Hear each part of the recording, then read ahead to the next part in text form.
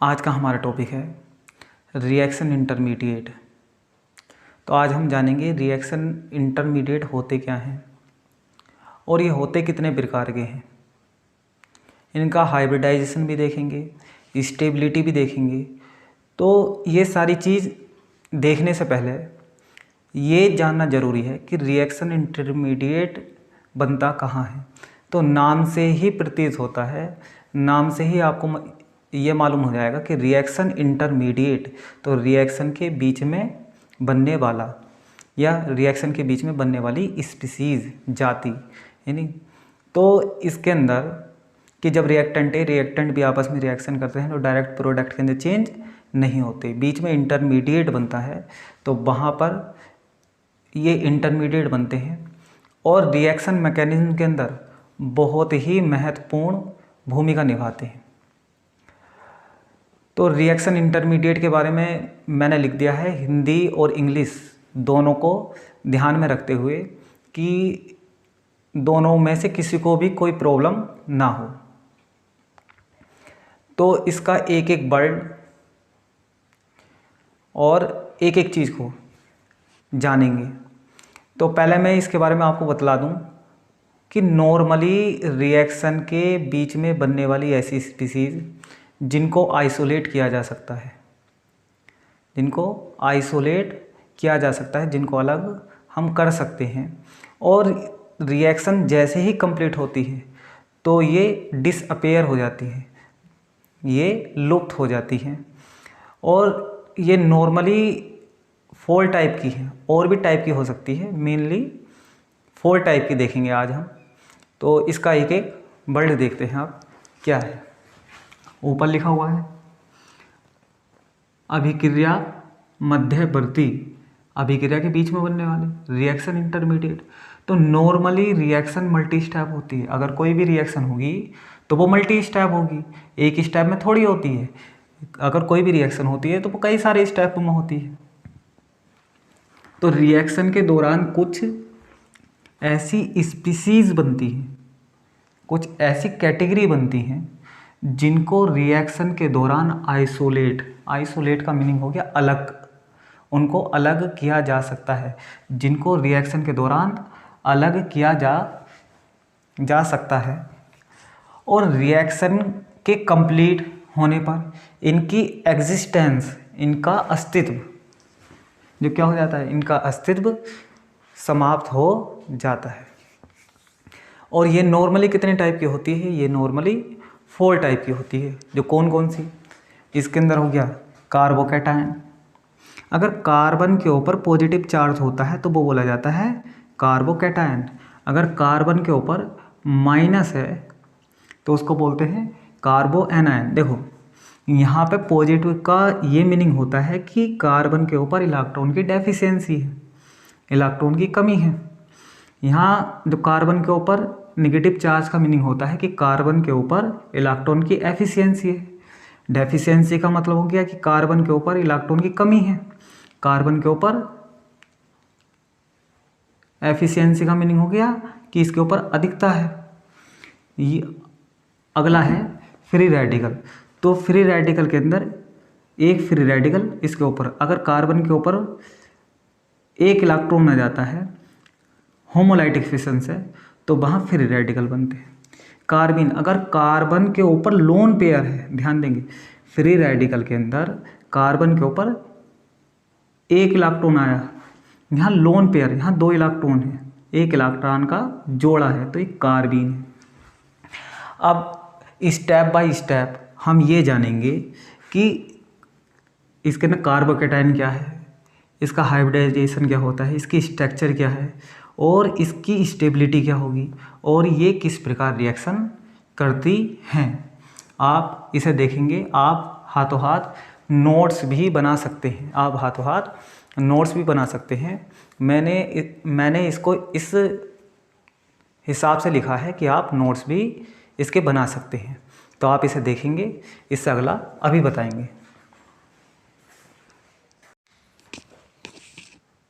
अब हम देखेंगे कार्बोकैटायन होता क्या है। तो ऐसी स्पीसीज जिसमें कार्बन एटम पर पॉजिटिव चार्ज उपस्थित होता है उसको ही हम कहते हैं कार्बोकैटायन।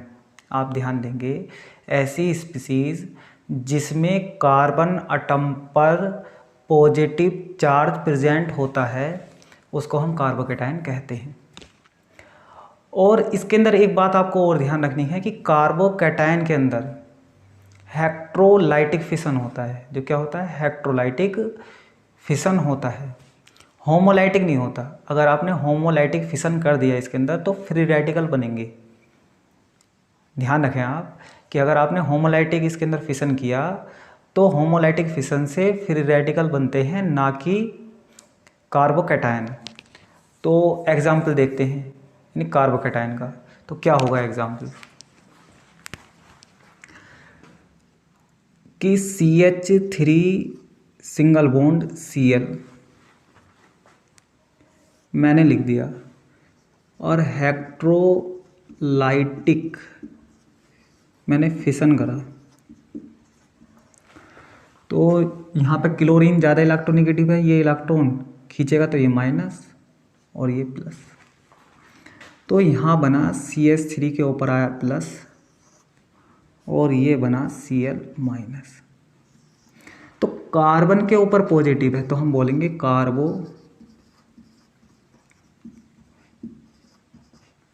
कार्बोकैटायन।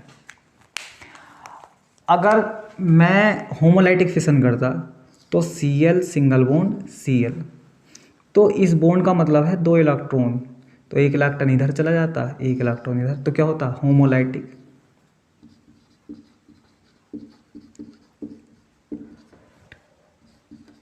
होमोलाइटिक फिशन तो बनते फ्री रेडिकल। इसके अंदर क्या बनते? तो बनते फ्री रेडिकल, ना कि कार्बोकैटायन। ठीक है ना? आप इस चीज़ का ध्यान रखेंगे कि हेक्ट्रोलाइटिक फिशन करेंगे तो वहाँ बनेगा फ्री रेडिकल। जैसे RX, R का मतलब एल्किल ग्रुप है। R का मीनिंग हो सकता है CH3 methyl, C2H5 ethyl, C3H7 propyl. तो हैलोजन ज़्यादा इलेक्ट्रोनेगेटिव होंगे तो ये माइनस, ये प्लस। जो कौन सा फिशन हुआ? हेक्ट्रोलाइटिक। हेक्ट्रो का मतलब होता है विषम विदलन। तो जब इसके अंदर विषम विदलन हुआ तो R का मतलब क्या हुआ? CH3 या C2H5 या C3H7 एल्किल ग्रुप है, तो एल्किल मतलब इसके अंदर कार्बन होगा, तो भी हम क्या बोलेंगे? कार्बोकैटायन। अब हमें ये पता चला कि हेक्ट्रोलाइटिक अगर फिशन होता है तो वहाँ जो बनेगा हमारा वो कार्बोकैटायन बनेगा। शर्त ये होनी चाहिए कार्बन के ऊपर पॉजिटिव चार्ज। ऐसा नहीं कि आपने कहीं भी हेक्ट्रोलाइटिक फिशन कर दिया तो हेक्ट्रोलाइटिक फिशन से वहाँ कार्बोकैटायन ही बनेगा। उसके अंदर कार्बन के ऊपर पॉजिटिव चार्ज आना चाहिए। हेक्ट्रोलाइटिक फिशन से अगर कार्बन के ऊपर पॉजिटिव चार्ज आता है, कोई ऐसी स्पीसीज बनती है कि कार्बन के ऊपर पॉजिटिव चार्ज आता है, तो हम बोलेंगे कार्बोकैटायन बना। तो मैंने ऊपर लिखा था, एक बार इसका रिवीजन करते हैं, फिर नेक्स्ट देखेंगे कि कार्बोकैटायन की स्ट्रक्चर कैसे होगी और हाइब्रिडाइजेशन को हम किस प्रकार उसका डिटर्मिनेशन करेंगे। तो देखते हैं। तो मैंने लिख दिया था कार्बो धनायन या कार्बोकैटायन ऐसी स्पीसीज जिनमें कार्बन एटम पर पॉजिटिव चार्ज उपस्थित होता है या प्रेजेंट होता है, कार्बोकैटायन कहलाते हैं। एग्जाम्पल भी लिख दिया मैंने। आपको लैंग्वेज कैसे लिखनी है कि कार्बोकैटायन का फॉर्मेशन किसी भी केमिकल रिएक्शन में कोवैलेंट बॉन्ड के हेक्ट्रोलाइटिक फिशन से होता है। शर्त यह है कि कार्बन के ऊपर पॉजिटिव चार्ज, जब हेक्ट्रोलाइटिक इसके अंदर फिशन हो तो कार्बन के ऊपर अगर आता है पॉजिटिव चार्ज तो वो कार्बोकैटायन कहलाएगा। इसको एक नाम और दे सकते हैं, कार्बोनियम आयन। देखो, कार्बो IUM लगा देते हैं नॉर्मली जब कार्बन के ऊपर पॉजिटिव चार्ज होता है।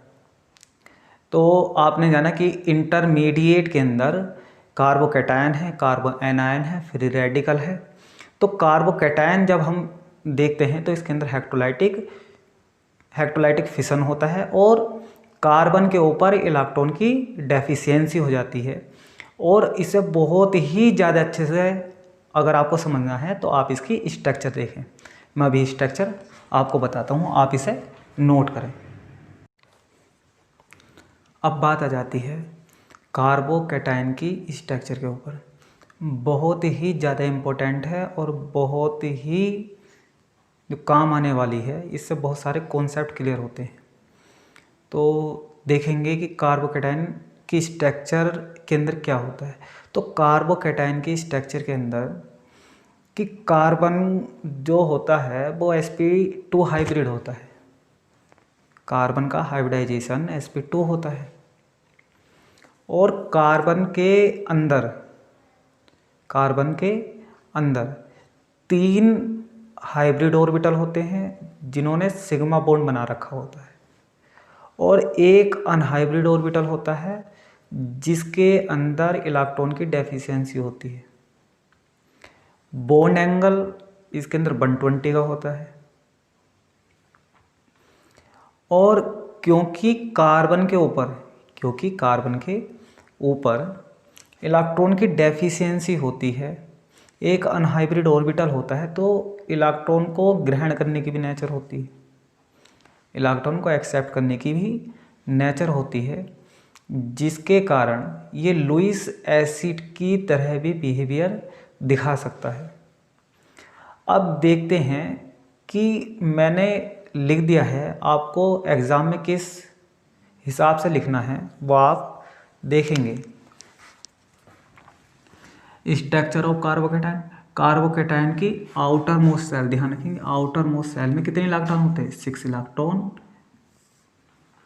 इलेक्ट्रॉन प्रेजेंट होते हैं।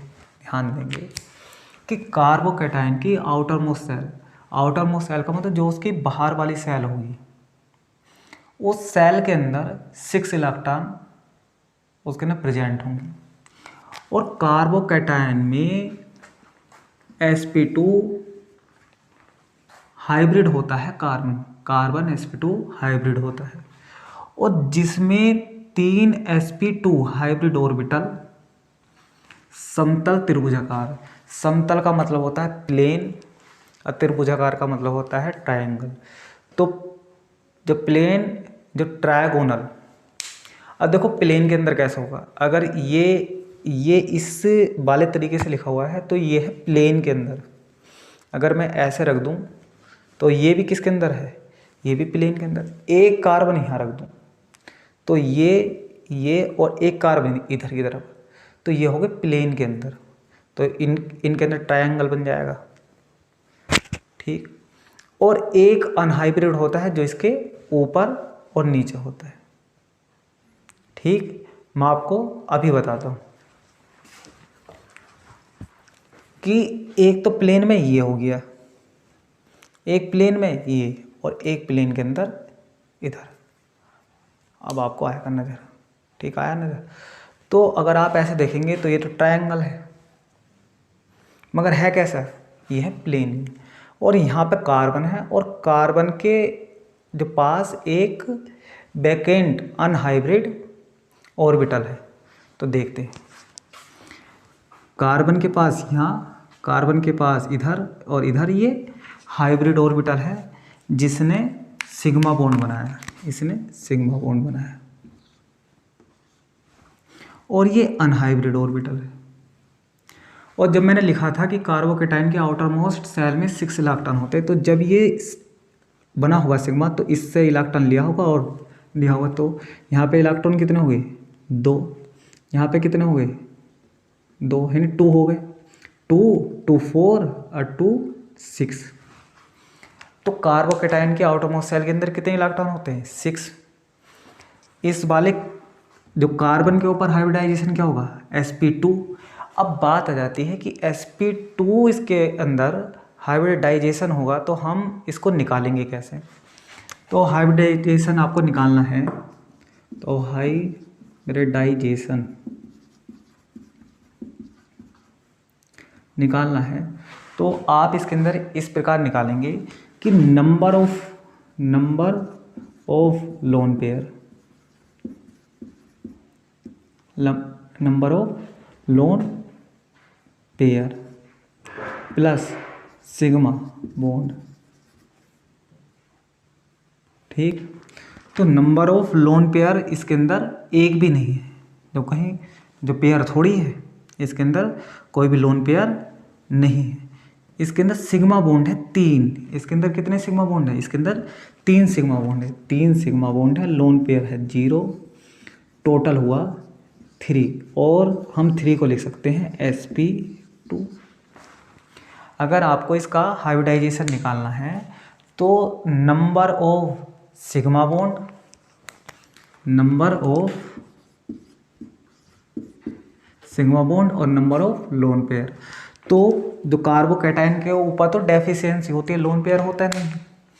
और यहाँ पे सिग्मा बॉन्ड कितने होते हैं, सिग्मा बॉन्ड होते हैं 3, तो 3 + 0, तो इसका टोटल आया 3, तो हम इसको लिख सकते हैं sp2। आपको अभी तक इतना समझ में आया कि कार्बोकैटायन के आउटरमोस्ट शेल के अंदर 6 इलेक्ट्रॉन होते हैं, और कार्बोकैटायन में sp2, इसका कार्बन sp2 हाइब्रिड होता है, जिसमें 3 sp2 हाइब्रिड ऑर्बिटल कैसे होते हैं, मैंने अभी आपको बताया कि ये वाले प्लेन के अंदर होते हैं।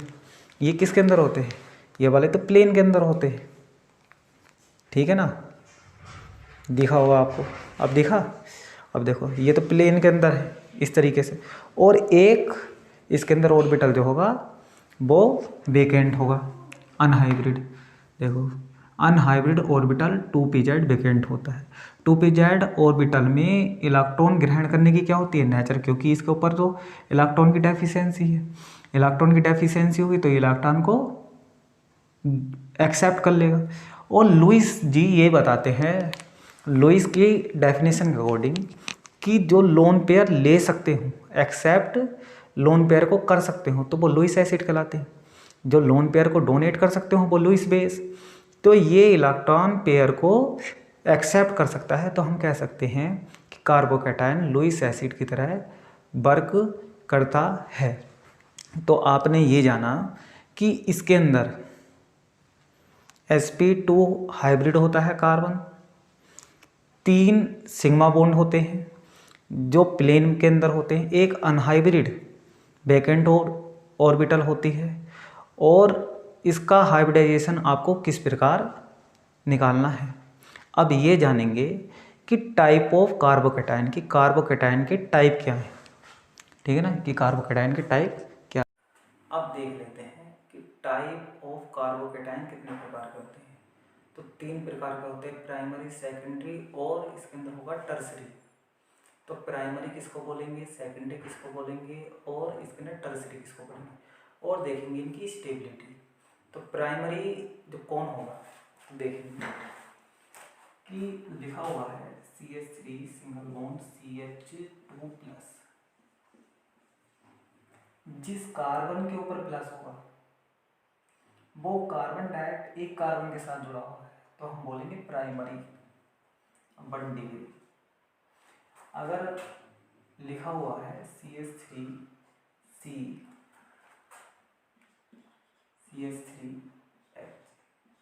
अगर जिस कार्बन के ऊपर पॉजिटिव चार्ज है वो डायरेक्ट 2 के साथ जुड़ा हुआ है, तो हम इसे बोलेंगे सेकंड डिग्री। और बात करते हैं यदि कार्बन के ऊपर पॉजिटिव चार्ज है, जिस कार्बन के ऊपर पॉजिटिव चार्ज है वो 3 के साथ जुड़ा है, तो हम इसको बोलेंगे टर्सरी। अब बात आपको ये समझ में आ गई, ये तो प्राइमरी है, ये सेकेंडरी है, और ये हो गया टर्सरी। बात करते हैं स्टेबिलिटी की। तो इसके अंदर जो टर्सरी होगा वो सबसे ज़्यादा स्टेबल, उसके अंदर सेकेंडरी, और सबसे कम होगा प्राइमरी। क्यों, अगर आप इंडक्टिव फैक्ट देखोगे तो यहाँ मिथाइल ग्रुप 3 लगे हुए, तो सबसे ज़्यादा स्टेबल कौन होगा, सबसे ज़्यादा स्टेबल होगा इसके अंदर टर्सरी, उसके बाद होगा सेकेंडरी, और उसके अंदर होगा प्राइमरी। स्टेबिलिटी देखेंगे तो इसके अंदर होगा टर्सरी, फिर सेकेंडरी, और इसके अंदर होगा प्राइमरी। और अगर रिएक्टिविटी देखेंगे तो प्राइमरी इसके अंदर सबसे ज़्यादा रिएक्टिव हुआ क्योंकि सबसे कम स्टेबल होगा, सेकेंडरी दूसरे नंबर पर, और इसके अंदर टर्सरी सबसे कम रिएक्टिव होगा, क्योंकि स्टेबिलिटी इनवर्सली प्रोपोर्शनल होती है रिएक्टिविटी की। तो अगर आपको स्टेबिलिटी पता है तो स्टेबिलिटी आपको देखना है कि अगर मिथाइल ग्रुप इसके ऊपर ज़्यादा जुड़ेंगे तो कौन सा लग जाता है, इंडक्टिव इफेक्ट। तो यहाँ 3 ग्रुप हैं, ये भी इलेक्ट्रॉन दे सकता है, ये भी इलेक्ट्रॉन दे सकता है, ये भी, तो ये कार्बन स्टेबल हो जाएगा। यहाँ पे 2 मिथाइल ग्रुप है तो ये देगा इलेक्ट्रॉन, ये देगा, तो ये कम स्टेबल होगा। और इसके अंदर सिर्फ एक ही मिथाइल ग्रुप है जो इलेक्ट्रॉन डोनेट करेगा, इलेक्ट्रॉन को देगा, तो ये कम स्टेबल। तो सबसे ज़्यादा कम स्टेबल इसके अंदर प्राइमरी, उसके बाद सेकेंडरी, सबसे ज़्यादा स्टेबल हुआ इसके अंदर टर्सरी। और स्टेबिलिटी की बात करें तो सबसे ज़्यादा स्टेबल होगा टर्सरी, फिर सेकेंडरी, फिर प्राइमरी। रिएक्टिविटी की बात करें तो रिएक्टिविटी जस्ट इसके अपोजिट होती है। अगर स्टेबिलिटी ज़्यादा होगी तो रिएक्टिविटी उसकी कम होगी। तो सबसे ज़्यादा इसके अंदर सबसे ज़्यादा स्टेबल होगा टर्सरी, तो रिएक्टिविटी भी इसी की कम होगी। फिर उससे कम स्टेबल होगा सेकेंडरी, तो इसकी रिएक्टिविटी 20 में जाएगी। और सबसे कम स्टेबल होगा इसके अंदर प्राइमरी, तो ये सबसे ज़्यादा रिएक्टिव होगा। इसको मल्टीपल चॉइस क्वेश्चन में, इसको कंपटीशन में और यूनिवर्सिटी एग्जाम में या कॉलेज एग्जाम के अंदर मल्टीपल चॉइस क्वेश्चन के अंदर पूछ लिया जाता है। ये काफ़ी इम्पोर्टेंट बन जाता है, यहाँ से मल्टीपल चॉइस क्वेश्चन बनता है। तो आज का टॉपिक था कार्बोकैटायन। एक चीज़ और बता दें, अभी मैंने आपको हाइब्रिडाइजेशन बताया था, कुछ बच्चे बहुत ही ज़्यादा अच्छे से नहीं समझ पाए। जहाँ मैंने निकाला था कि उसके अंदर नंबर ऑफ सिग्मा बॉन्ड जो होंगे वो 3 होंगे। नंबर ऑफ सिग्मा बॉन्ड कितने होंगे, 3। और लोन पेयर होगा, हो गया 0 होगा। तो 3 रखा और 0, तो टोटल आया 3 का मतलब है sp2। देखो एक गैस हो गया, 2 पी हुए, तो टोटल कितना हो गया, 3 हो गया। तो आप ये याद रखेंगे कि कार्बोकैटायन के अंदर हाइब्रिडाइजेशन sp2 होता है, इलेक्ट्रॉन की डेफिशिएंसी होती है। स्टेबिलिटी के अंदर इसके अंदर जो आपका टर्सरी होगा वो सबसे ज़्यादा स्टेबल, फिर उसके बाद सेकेंडरी और लास्ट में जाएगा प्राइमरी। और रिएक्टिविटी के अंदर इसके अंदर प्राइमरी सबसे ज़्यादा रिएक्टिव, फिर सेकेंडरी, फिर उसके बाद होगा टर्सरी। और इसके 3 जो सिग्मा होंगे वो प्लेन के अंदर होंगे। जब इलेक्ट्रोलाइटिक फिशन होगा तो कार्बन के ऊपर पॉजिटिव चार्ज आता है, तो वो कार्बोकैटायन इसके अंदर कहलाएगा। और इसके बाद आ जाता है कार्बो एनायन, फिर रेडिकल। तो इससे जो नेक्स्ट वीडियो बनाऊंगा मैं, उसके अंदर आपको कार्बो एनायन को अच्छे से आपको समझाऊंगा। ठीक है, आप इसे देखें।